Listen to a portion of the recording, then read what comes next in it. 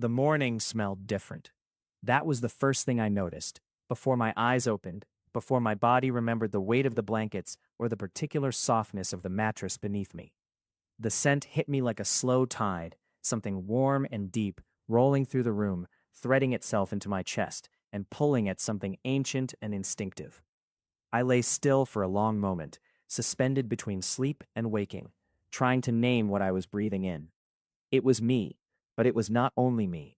There was something else wound into my own familiar scent, something sweeter, something that bloomed at the edges of my usual warmth, like a flower opening in a place it had never grown before. My hand found my own stomach in the darkness of half sleep, pressing flat against the soft skin there, and I felt nothing unusual, no change, nothing visible. And yet the scent rose from my skin like a declaration, like a flag planted in soil that had just been claimed. I sat up slowly. The room was still gray with early morning light. The curtains we had hung together, the deep navy ones Luther had insisted on because he said he needed complete darkness to sleep, which was an absolute lie since the man woke at sunrise every single day without fail, filtered the dim glow of a world not yet fully awake. I could hear birds somewhere distant. I could hear my own heartbeat, and I could smell that impossible sweetness. My name is Chris Rice. I am 24 years old. I am an Omega, which is something I spent a significant portion of my early life resenting with a fury that could have powered a small city. I grew up in a world that had opinions about what Omegas were supposed to be: soft-voiced, home-kept, grateful for attention, content with smallness. I was none of those things. I was loud. I was ambitious. I studied environmental science and argued with professors twice my age.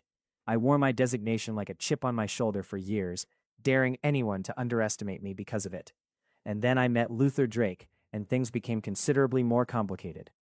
Luther is an alpha. He is also the single most infuriating, most impossibly gentle, most devastatingly beautiful human being I have ever encountered, and I say that as someone who has dedicated years of my life to resenting exactly the kind of person he appears to be on the surface. He is tall. He is broad-shouldered in a way that makes door frames seem like a reasonable width for the world. He has dark eyes that catch light the way deep water does, holding it, changing its color, giving it back as something transformed. He has a scar beneath his left jaw from an accident he refuses to fully explain, and a laugh that comes from somewhere low in his chest and takes its time arriving at his face. He is also, and I cannot stress this enough, asleep beside me right now. Completely unconscious, one arm flung over his face, snoring very quietly in a way he would deny if confronted with evidence. We have been mated for 11 months. We have been together for 2.5 years before that. In the early days, I told my best friend Dane that I was not falling for Luther Drake. I told him this repeatedly and with great conviction. I told him this while checking my phone for messages, while rereading the same texts 3 times, while showing up 40 minutes early to things I knew Luther would also attend.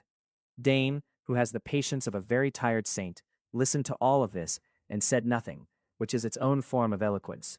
But this morning, this scent, this was something new. I slipped out of bed carefully, unwilling to wake Luther yet. My bare feet found the cool floor, and I padded to the bathroom and stood in front of the mirror and breathed in again, deeply, pressing my nose to my own wrist the way an animal might, following the scent to its source. It was there, undeniable, warm and layered and strange, and somehow, joyful was the word that came to mind, which felt ridiculous, because scents could not be joyful, and yet that was precisely what it was. A joyfulness buried in chemistry. I stared at my own face for a long time. My reflection looked the same. Dark circles I had been carrying for weeks. Skin that tended toward warm brown in summer and somewhat paler in winter. Hair going in several unhelpful directions. Were those my eyes? I leaned closer. Were they slightly different? Was there something in them I had not seen before? Some quality, some new occupancy? I pressed my hand to my stomach again. Nothing. Smooth skin. The normal rise and fall of breathing. And yet, I reached under the sink where the first aid kit lived alongside the miscellaneous items that accumulate in any shared bathroom. Spare toothbrushes, 3 kinds of shampoo, a tube of something Luther had bought claiming it was good for muscle soreness and then never used. Behind all of that, I had placed a box 3 weeks ago. I had placed it there and then ignored it with extreme determination, because acknowledging it would have meant allowing the possibility it represented to take up space in my mind, and I was not ready for that. I was not sure I was ready now either, but my hands were already on the box. I did not take the test immediately. I set it on the edge of the sink, looked at it, and then went and put the kettle on, because making tea is what I do when the world becomes too loud to process. It is a habit inherited from a grandmother who believed tea could address most crises and whiskey could handle the rest. And while I had inherited both beliefs, tea seemed more appropriate for 6 in the morning. The kitchen was quiet. The flat we shared was small, but arranged cleverly. Luther had a gift for space that I had never expected, a quiet understanding of how rooms breathed. He had hung plants in the kitchen window. He had found a second-hand table that somehow fit exactly right in the corner where a table needed to be. He had, over the course of our years together, done 1,000 small things to make spaces feel inhabited and warm. And it still occasionally startled me, still occasionally made me stop in the middle of a room and feel something so large it had no proper name. I wrapped both hands around my mug. I breathed in the steam. The scent was still there. My own scent, transformed. Sweeter, deeper, something nesting inside me that had not been there before. Luther moved through the flat the way all alphas do at home, not the contained, careful way he moved in public, where he was always aware of how his presence registered, always pulling himself back slightly at the edges. Here, he moved freely. His footsteps were unhurried and large. He came into the kitchen and immediately went for the mug cabinet, and I watched him in the peripheral way I had been watching him for years. That sideways, soft focus attention that I could always deny if necessary. He poured his coffee, added the obnoxious amount of sugar he refused to apologize for, turned around, and stopped. His nostrils flared. Not dramatically. Luther did very little dramatically, but I saw it. A subtle expansion. A stillness that came over his whole body, the way a forest goes quiet when something changes in the air. His eyes found mine. Dark eyes, holding light, holding something else now, something that was working very hard to remain calm and was not entirely succeeding. Chris. His voice was still rough with sleep, low and careful, and he said my name the way he always said it, like it was the truest word he knew. I know, I said. A pause, a long one. He set down his coffee without looking away from me. When did you? This morning, just now. The scent. He crossed the kitchen in 3 steps, which was all it took given the kitchen's dimensions, and stood in front of me. He was still in the soft worn shirt he slept in, and his hair was doing something architectural without his knowledge. And he looked at me with those dark eyes that were currently performing an extraordinary amount of emotional labor. He reached out and touched my face. Just that. One hand curved along my jaw, his thumb brushing my cheekbone, his attention moving over my face like he was reading something written there. You haven't tested yet, he said. It was not a question. He knew me well enough to know that I would have come and woken him immediately if I had, that I would not have been sitting here quietly with my tea if there had already been confirmation. There's a test in the bathroom, I admitted. Something moved through his expression, something enormous and carefully restrained, something that lived in the space between hope and terror, and the particular reverence that belongs to moments you have imagined but never quite let yourself fully believe. Okay, he said. Just that. Steady, present, his hand still on my face. I'm nervous, I said, and it came out smaller than I intended. I know. He moved his thumb again, slow and deliberate. I am too. We stood in the kitchen in the early morning light for another minute, his hand on my face and my hands around my mug, and the scent of something new and impossible rising between us. Then I set down my tea, and he took his hand back and gave me space as he always did, never crowding, always there, and I walked down the hallway to the bathroom. He waited in the kitchen. I heard him pick up his coffee again. I heard the quiet sounds of the flat around us, the small domestic noises of a life built together. I closed the bathroom door, not all the way, just most of the way, which was a distinction that felt important. I picked up the box. While I waited, the 3 minutes stretching out like taffy, I found myself thinking about the beginning.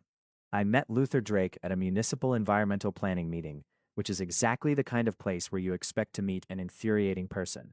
It was a public comment session about proposed development on a wetland area at the edge of the city, and I had gone because the local conservation group I volunteered with needed representation, and I had gone armed with data and a speech I had refined over several days. Luther was there representing a land development consultancy. He was also, immediately and obviously, an alpha. And not the subtle kind. He had that alpha quality that some people carry like a held breath, a contained pressure, a density of presence that you can feel from across a room. I clocked him in the first 30 seconds and filed him under the relevant category and prepared to be annoyed by everything he said. And then he opened his mouth and disagreed with his own clients. He stood at the podium. He had gone before me, which meant I had been watching him and composing counter-arguments for 10 minutes, and he laid out the development company's proposal clearly and concisely. And then he said, in the same measured voice, that he had significant concerns about the eastern section of the proposal, and that the wetland buffer zone they were planning to eliminate was providing stormwater services to 3 downstream neighborhoods, and that he believed a revised plan was necessary before the project could responsibly proceed. The room went very quiet. The representatives from the development company, who were seated to his left, went a particular shade of red that clashed with their ties. I stood up when it was my turn and made my own case, and I was thorough, and I did not soften any of it. And when I sat down, I did not look at him. After the meeting, he came and found me in the parking lot.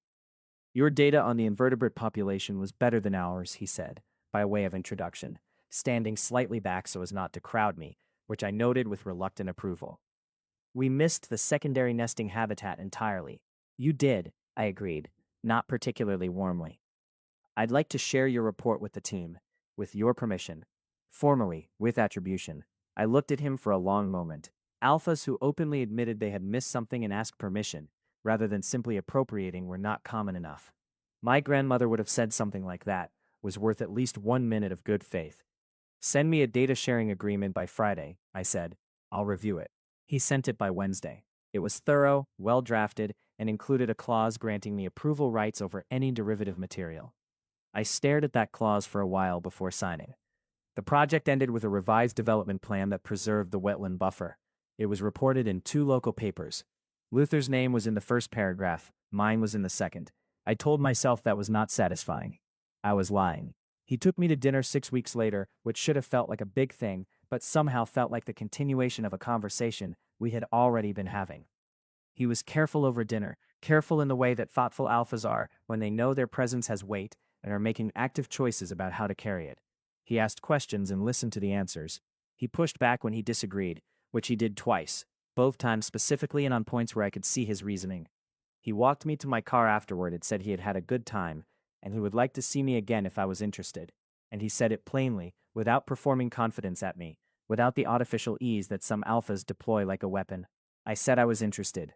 In the car on the way home, I called Dane. I think I might be in a lot of trouble, I told him. Yes, Dane said with enormous satisfaction. You are.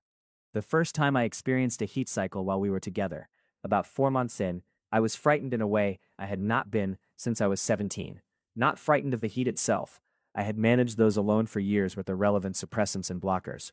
Frightened of needing someone. Frightened of needing Luther specifically, of letting him into that vulnerable and overwhelming space where my body essentially declared its own agenda without consulting me.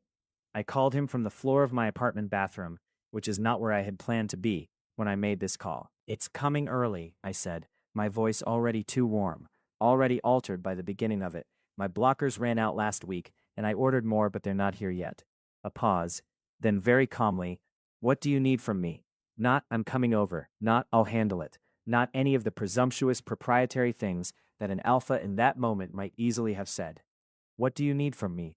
I squeezed my eyes shut. I don't know, I admitted. I've always done these alone. We can still do that, he said immediately. I can arrange for someone to bring supplies. I can stay outside. I can call every hour if that would help. Whatever you need, Chris. Or, I said, and my voice broke slightly on the word, and I hated it, and I kept going anyway. Or you could come. The silence on his end lasted exactly 3 seconds. I'll be there in 20 minutes. He was there in 15. He brought electrolyte drinks and a specific brand of dark chocolate I had mentioned once in passing 3 months earlier, and apparently he had filed away. He sat with me through the worst of it, with a patience and a steadiness that were almost unbearable in their gentleness. He never made me feel watched or studied or reduced. He held my hand when I asked him to, and gave me space when I needed that instead. At some point in the long blur of it, I cried, which I resented, and he didn't say anything about it, which was exactly right.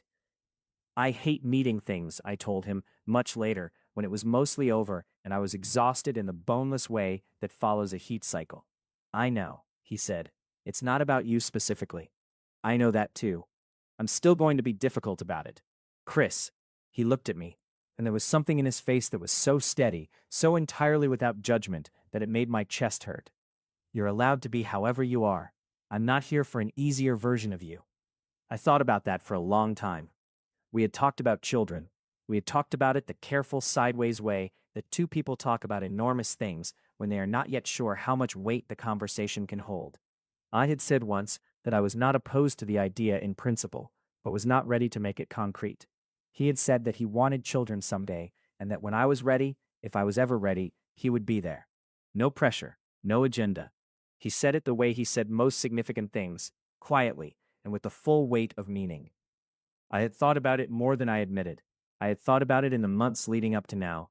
I had thought about the way Luther's face looked when small children appeared in public spaces, not besotted or performatively charmed, but genuinely interested. The quiet attention of someone who took people seriously, regardless of their size. I had thought about the way he had arranged our flat to have space for things that did not yet exist. How he had left a corner of the second bedroom clear, without ever explaining why. I had let myself wonder. And then, sometime in the past several weeks, I had stopped taking my suppressants. I had not told him. I had been too frightened that wanting it would make it unreal, that speaking it aloud would call in the possibility of its absence. Omegan fertility is not a guaranteed thing. I knew the statistics. I had run them in my head on more than one occasion, lying awake in the blue-dark early mornings while Luther slept beside me. I had not told him. And then my body had apparently decided to move ahead without waiting for me to work up the nerve. 3 minutes are a very long time. They are long enough to remember 2.5 years, long enough to feel the whole weight and history of a relationship settle into your chest like a stone, but a warm one, a stone made of something other than stone. Long enough to stand in a small bathroom, holding a small piece of plastic, and understand that the world is about to divide itself into a before and an after. The scent was everywhere now. I could smell it rising from my own skin, that sweet, impossible bloom, and it occurred to me that Luther had smelled it first, that his alpha senses, sharper than mine, in this specific and pointed way, had registered a change in me before the technology had. Before I had even walked to the bathroom, he had known, or suspected, the moment he came into the kitchen and breathed in the air of the same room. The thought made something move through me that was not quite grief, and not quite joy, and was entirely too large to name. I looked down. 2 lines. I had expected. I'm not sure what I expected. Some further processing time, perhaps. Some additional distance between the fact and the feeling. But there it was. 2 lines. Clear and unmistakable. As clear as the scent on my skin. As clear as the way Luther had looked at me across the kitchen this morning. My legs decided to sit on the edge of the bathtub. My body made this decision, and I went along with it.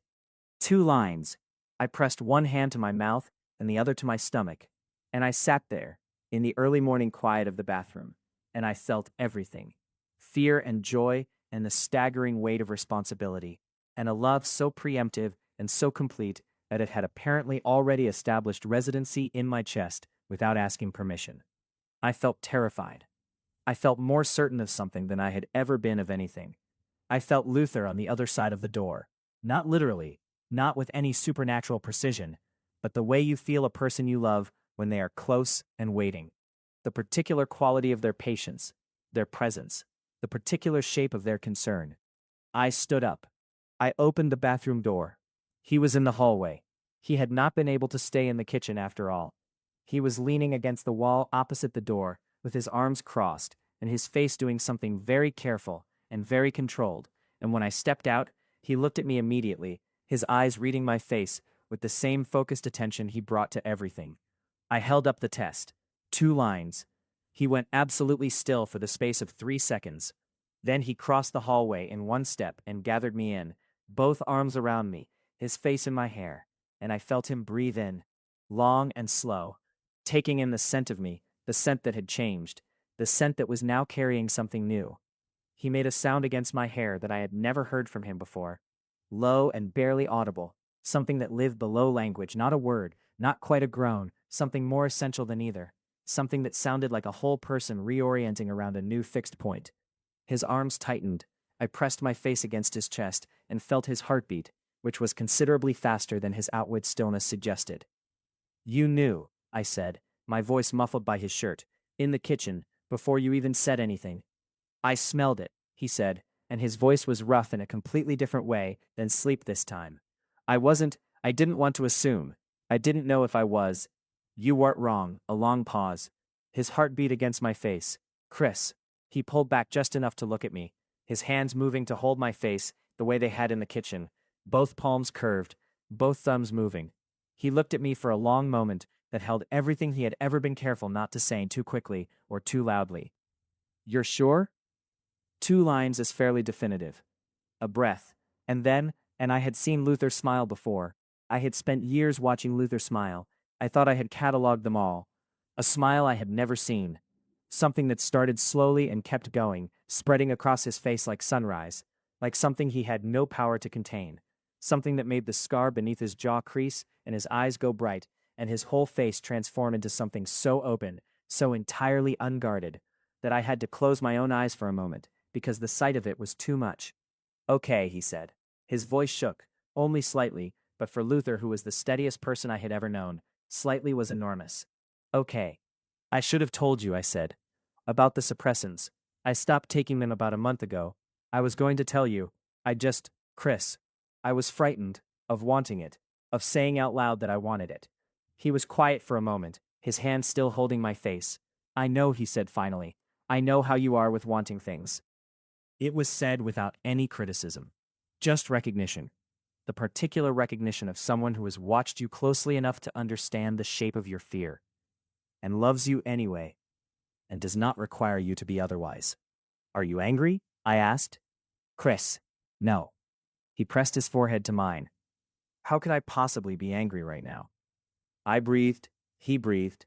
The flat was quiet around us. The birds outside were louder now, the world pulling itself into full morning. The scent of something new and irreversible moved in the air between us. I'm frightened, I admitted, quietly, into the space between our faces. Me too, he said. You don't seem frightened. I'm very frightened. I'm just also, he started again. I'm also I don't have a word for what I am, Chris. I don't think there is one. I understood that. I was running a similar deficit. We stayed home that day. This was not entirely unusual. We often stayed home on the days neither of us had obligations, moving through the flat in the easy parallel way of people who have learned to share space without crowding it. But this day was different in quality, if not in structure. The light seemed different. The air seemed different. The scent of me had settled into the rooms by now, a new layer in the atmosphere of a home that already smelled deeply of both of us. Luther made breakfast. This was his domain, and had been from early in our cohabitation. He cooked with the same focused attention he brought to everything, reading recipes the way other people read contracts, taking nothing for granted. I sat at the kitchen table and watched him move between the stovetop and the counter, and I thought about how many mornings I had sat here watching him, and what a gift it was, and how I had not always been able to fully receive it. We should make an appointment, he said, his back to me, stirring something. With a doctor, as soon as possible. I know. I can research clinics this morning if you want. Find someone good. You don't have to research everything, Luther. He turned slightly. I know I don't have to. I want to. I could see the shape of it, the way this news had activated something in him, the deep alpha drive toward providing and protecting, which he managed better than most alphas because he had spent years learning to channel it in ways that didn't annihilate the autonomy of people around him.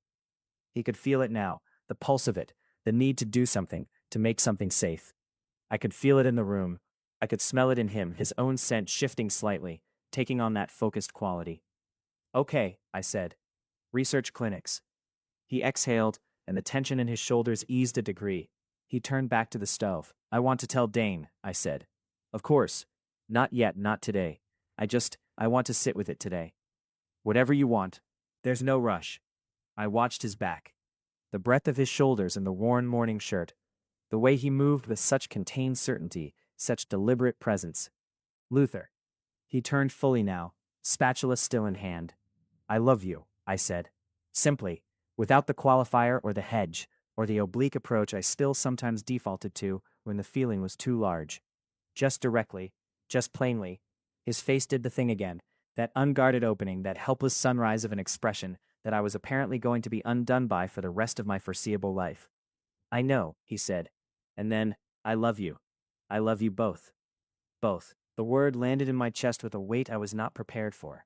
I pressed my hand to my stomach, the same instinctive gesture I had been making since this morning, and something rearranged itself inside me. Some internal furniture shifted. A space that had been potential became something more like actual. Both. Luther turned back to the stove, before either of us could make the moment any larger than it could hold. We ate at the kitchen table with the window open, the city waking up outside, the sounds of it coming in on warm air. I ate more than I usually did, which might have meant something, or might have been the ordinary hunger of a morning after an emotionally significant event. Luther watched me eat with an attention he was trying to disguise and failing at, and I decided to give him this one because it was too endearing to correct. "Stop watching me eat," I said, not looking up. "I'm not watching you eat. You've refilled my water twice. You should stay hydrated." Luther. He looked away out the window with studied innocence. The corner of his mouth was doing something traitorous. After breakfast, we did ordinary things, because ordinary things are how you survive extraordinary ones. I answered emails. He read through a project brief. We existed in the same space in the quiet, parallel way we had spent years perfecting, and the ordinariness of it was its own kind of grace. Its own proof of everything we had built. In the afternoon, I fell asleep on the couch, which also might have meant something, since I was not typically a napper. I woke up to find that Luther had arranged a blanket over me with a carefulness that left no doubt about his current emotional state, and was sitting in the armchair nearby with his reading, and looked up when I stirred with a calm attentiveness that he immediately tried to make look casual. "How long was I asleep?" I asked.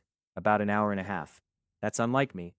"It is," he agreed, careful, not reading anything into it aloud. I sat up and rubbed my face. The scent was still there, still that altered blooming quality, still sweeter than before. I wondered if I would always be able to smell it now, this change in myself, or if familiarity would eventually erase it. I wondered if Luther could still smell it across the room. From the way he was looking at me, yes. "Come sit with me," I said. He came and sat beside me on the couch, close enough that our shoulders touched, and I leaned into him with the easy authority of someone who has long since stopped pretending they don't need that contact. His arm came around me. His chin rested on top of my head. We sat like that in the afternoon light, and the city moved outside the window. And inside this particular room, everything was very still. "Tell me what you're thinking," he said. "I'm thinking about before." I paused. "Before I knew you. Before any of this. What about it?" "I spent so long being angry about what I was supposed to be. What being an Omega was supposed to mean for me. What I was supposed to want." He waited. "And then I stopped being angry and just wanted to build something I actually chose, a life I actually decided, on my own terms. And somehow that ended up including this." I pressed my hand to my stomach again, below the blanket. "Including you. Somehow what I chose, when I actually got to choose, was this." A quiet moment. His arm tightening slightly. "Is that strange?" he asked. "It's strange that it doesn't feel strange," I said. "I thought it would. I thought the moment I admitted I wanted this, I would feel like I had betrayed something, some version of myself. And I just feel like the next version of myself. The same self, but more." He pressed his lips to the top of my head, warm and slow. "That's how I feel about you," he said quietly. "Like you're always the same person, and always somehow more than I understood before." We stayed on the couch until the light changed. "I want to tell you about Luther, not the surface version, not the broad shoulders and the careful alpha presence and the devastating steadiness that I have already described. I want to tell you who he actually is, as I have come to know him over years of close attention. He reads everything. Not strategically, not for professional development, but because he is genuinely curious about almost every subject and has no patience for knowing only the surface of things. He has books on ecology, beside books on ancient mathematics, beside books on the history of salt, beside novels he reads slowly and with great seriousness. He underlines things and writes in margins and will read a passage aloud if something strikes him, with no preamble, just, "Listen to this." And then he reads it and waits to see what you think. He is bad at receiving care. This is something I discovered gradually and found quietly devastating because he is extraordinary at providing it, and the asymmetry had clearly been present in his life for a long time before me. When he is unwell, he minimizes it. When he is tired, he works through it. When something is difficult, he processes alone before he will share any part of it. I have spent 2.5 years gently, patiently dismantling this, and I have made progress, but it is slow work. He will tell me now when something is wrong. He will not always tell me immediately, but he will tell me. He is funny. This surprises people who meet him in professional contexts where he is measured and precise. He is quietly, devastatingly funny, and he delivers humor with a perfectly straight face and precise timing. And he finds almost nothing as enjoyable as making me laugh when I am trying to maintain a position. He has weaponized this against me in several arguments, and I have never fully forgiven him for any of them. He is afraid of being too much, of taking up too much space, of his alpha nature overwhelming the people around him, of wanting too loudly or being too present. This fear was installed before me, and it runs deep, and I have seen it operate in him at the subtlest moments. The way he will begin to offer a thought and then pull it back. The way he sometimes waits to be invited into a room he has every right to enter. I call it out when I see it. I have told him approximately 40 times that being present is not the same as being overwhelming, that being wanted is allowed, that he does not have to earn the space he occupies. He is working on believing it. He is the best person I know. I say this as someone with extremely high standards and considerable experience being disappointed by people, and I say it without qualification. He is the best person I know, not because he is perfect. He is not perfect. He has sharp edges and blind spots and a stubbornness about certain things that could outlast geological time, but because he is always genuinely trying, because he examines himself with honesty and without cruelty, because he has never once, in 2.5 years, made me feel small. That is not a small thing. That is, in my experience, an enormous and unusual thing. I have thought about this from his perspective, occasionally. I am not an easy person to love. I am aware of this in a factual, rather than self-pitying way. I have a temper that runs hotter than I would prefer. I am slow to ask for things and quick to resent not having them. I hold positions longer than is always warranted. I have difficulty being vulnerable without immediately fortifying myself against that vulnerability, which creates a conversational experience not unlike trying to give a gift to someone who is simultaneously unwrapping it and building a wall. I am also, and I have only recently been able to say this without irony, deeply loyal. Fiercely so. When I love something, I do not know how to do it halfway. When I commit to something, it becomes load-bearing. Luther, who has been on the receiving end of this loyalty for years now, has told me that it is one of the things he loves most about me. And I have come to believe him, which took longer than it should have. He also knows that I am afraid of sentimentality, that I will often approach the most meaningful things sideways, through a deflection or a practical observation, and that the deflection is the signal, not the obstruction. He reads my deflections the way a naturalist reads tracks, the direction of travel, the depth of impression, what it says about the creature making them. He follows the tracks without commenting on them. He lets me arrive at things in my own time and from my own direction. He has never, not once, made me feel managed by this. He has made me feel understood. The distinction is everything. I called Dane on day 3. I had not planned to. I had planned to wait until after the first doctor's appointment, which was scheduled for the end of the week. But Dane called me first, which he did periodically to verify I was still alive and maintaining some level of human social contact. And the moment I heard his voice, I said, before I had made a conscious decision to, "I'm pregnant." The silence on his end lasted approximately 4 seconds. "I knew it," he said, at a volume that was probably startling to anyone in his immediate vicinity. "I have known something was different for 2 weeks. You have been calm in a way that is deeply suspicious. I have not been calm. You have been weirdly, disturbingly serene. I said to Petra last week, something is going on with Chris. She agreed. You have both been gossiping about my emotional state. We have been monitoring you with love. There is a distinction." A brief pause. "Chris, are you?" His voice changed, softened. "Are you okay? Are you happy?"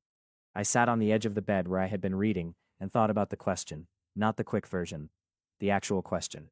"Yes," I said. "Yeah? Yeah. And Luther?" "Luther cried," I said. Quietly, and he thought I couldn't tell, but I could absolutely tell. A sound from Dane's end that was somewhere between a laugh and something more moved. Good, he said. Good. He should cry. This is worth crying about. A pause. In a good way. In a good way, I confirmed. When are you telling people? When can I tell people? I am going to physically die if I can't tell people. You cannot tell people. You must tell no one. Chris, Dane, you may tell Petra because she is your partner and also because she will find out in the first 30 seconds anyway. No one else. A long-suffering sigh. Fine. I mean it. I know you mean it. I will say nothing. I will carry this with great discretion and silent joy. Thank you. You're going to be an incredible parent, he said, quietly, sincerely. Both of you. I pressed my lips together. The backs of my eyes did something inconvenient. Thank you, I said again, smaller. Okay, I'm going to let you go, because I can hear you about to cry and you hate when I witness that. I'm not. Goodbye, Chris. He hung up. I put down the phone and sat with the feeling for a while. The particular warmth of being known by someone over a long time, of having someone in your life who has watched you become who you are, and loves you across all the versions. Luther appeared in the doorway of the bedroom. Dane, I said. I figured. He came and sat beside me. How did he take it? He claims he knew. He probably did. Luther considered. He watches you very carefully. He watches both of us. I know. I leaned against him. He put an arm around me. Easy and practiced. Luther. I want to do this right. A pause. What does right mean to you? I thought about it. The question deserved actual consideration. I want to be present for it, I said, not managing it from a distance. I don't want to be so frightened of needing things that I stand apart from this, from them. My hand found my stomach. From you, his arm tightened. You're already doing that, he said. You've been doing that. I've been trying. That's what doing it looks like. The doctor was a calm, practical person with reading glasses on a chain who took absolutely no nonsense and immediately made me feel better.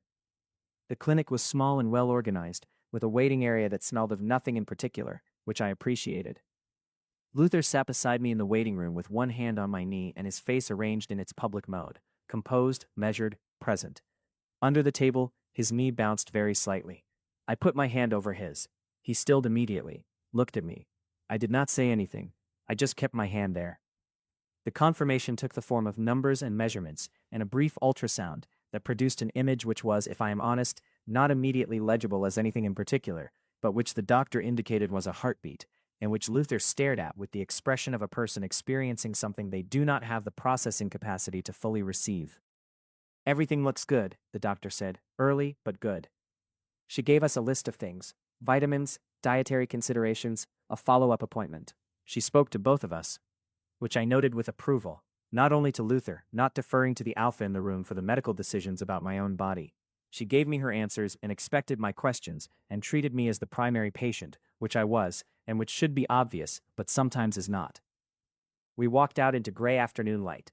Luther stopped on the pavement outside the clinic and turned his face up to the sky for a moment. I watched him, the line of his throat, the slight movement of his jaw, the contained enormity of whatever was moving through him. Okay? I asked. He lowered his face. His eyes were bright. Yeah, he said. Yeah, very much. I took his hand. We stood on the pavement in the gray afternoon, two people on the edge of something that had not existed a week ago, and now existed completely, that had been potential and was now actual, that had been a word on a test, and was now also a sound, a small rapid heartbeat, a rhythm that was already its own thing, already independent, already someone. I want to go home, I said. Me too. We walked to the car. He opened the door for me, which he always did and which I had long since stopped making a philosophical issue of, because some things are worth releasing. We drove through the gray afternoon, and I watched the city through the window and thought about how the same streets could look so different depending on what you were carrying. That night I could not sleep.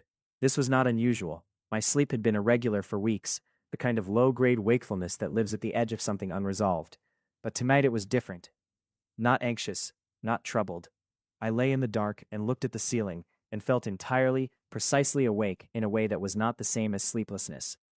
It was more like the way you might feel at the beginning of a long journey, too aware of the start of it to be tired. Luther was asleep beside me, actually asleep this time.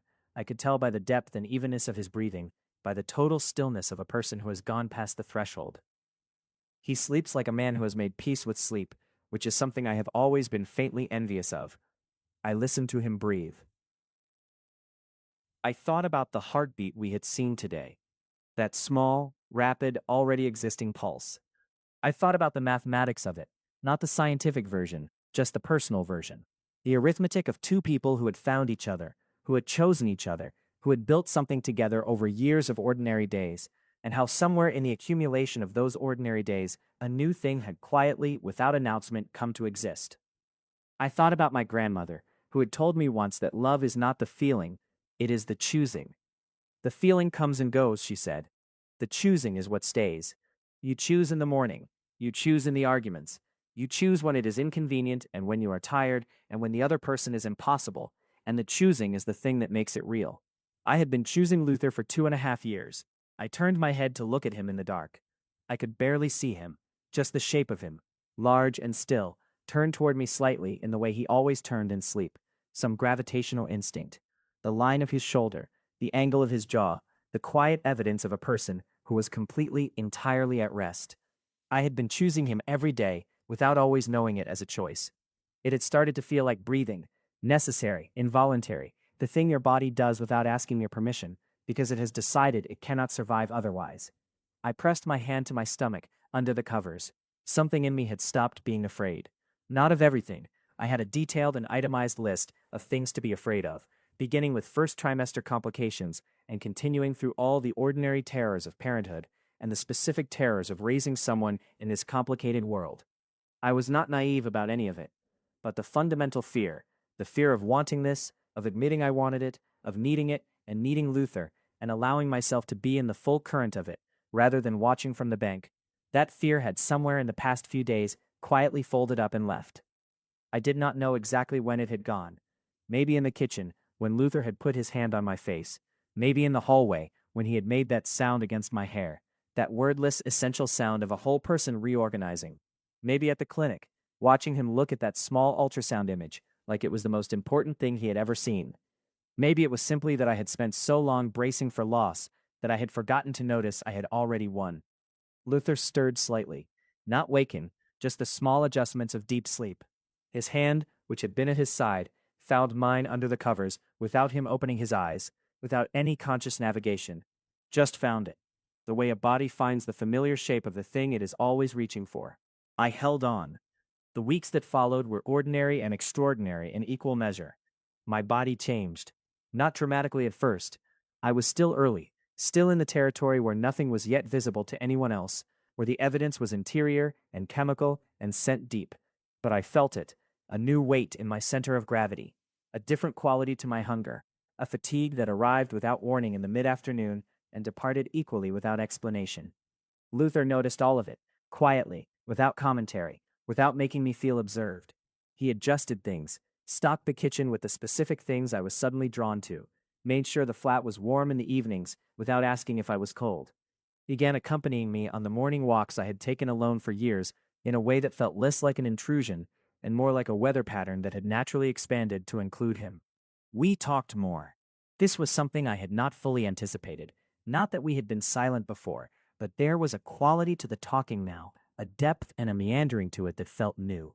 We talked about everything, about our own childhoods, about what we wanted to preserve from them and what we wanted to do differently, about names, speculatively, not committing to any, just turning them in the air between us, about what kind of people we hope to be as parents, which is a conversation that requires honesty and is therefore deeply uncomfortable and absolutely necessary.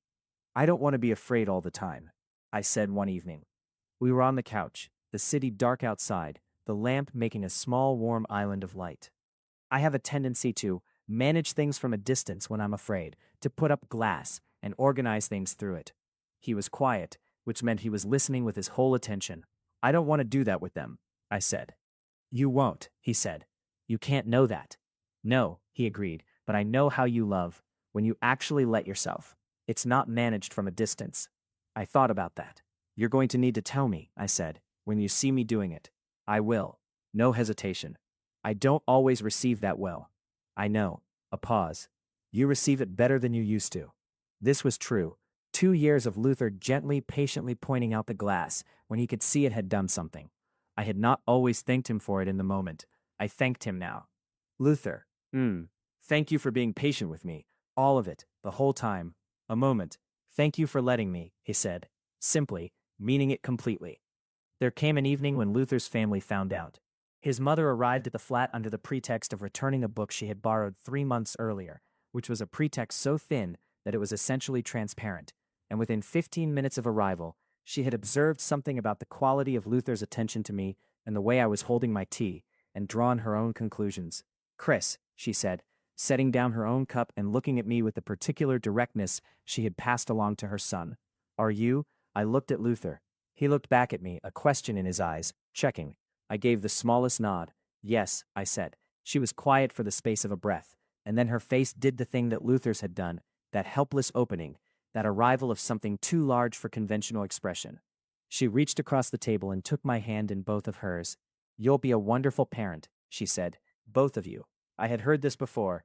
Dane had said it first, but somehow it landed differently this time, from someone who had known Luther for his entire life, someone who had watched him become who he was. There was authority in it. I pressed my free hand briefly to my eyes and then put it down. "Thank you," I managed. Luther across the table was looking at me with that expression I kept encountering and kept being undone by, that particular soft light, that steadiness that was really a specific form of love. His mother stayed for 2 more hours and told stories about Luther as a child that I stored with extreme care.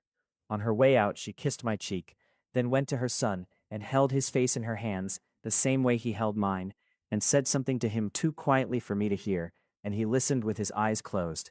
And when she left, there was something altered in the set of his shoulders, some ease that had arrived. I did not ask him what she said. Some things are not mine to require. Later, in bed, I reached over in the dark and took his hand. "Good?" I asked. "Good," he confirmed. We left it there. Weeks into it now, and the scent had become the most familiar thing in the world. I could smell it on myself constantly, that sweet, warm, bloomed quality that lived in my skin like a note added to a piece of music, deepening the chord. Luther could smell it more strongly than I could.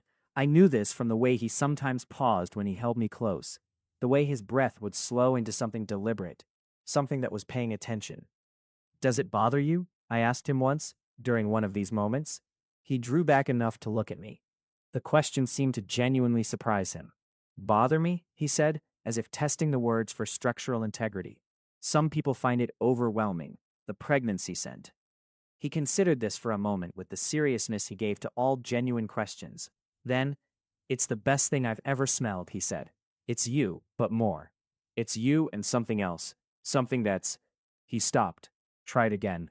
"It's like a harmony. Your scent was already." He stopped again. "I'm not good at describing it. You're doing fine. It makes something in me want to," he exhaled, "be very still and very present at the same time." I thought about that, the paradox of it, and how it was also exactly right. Stillness and presence as the same impulse.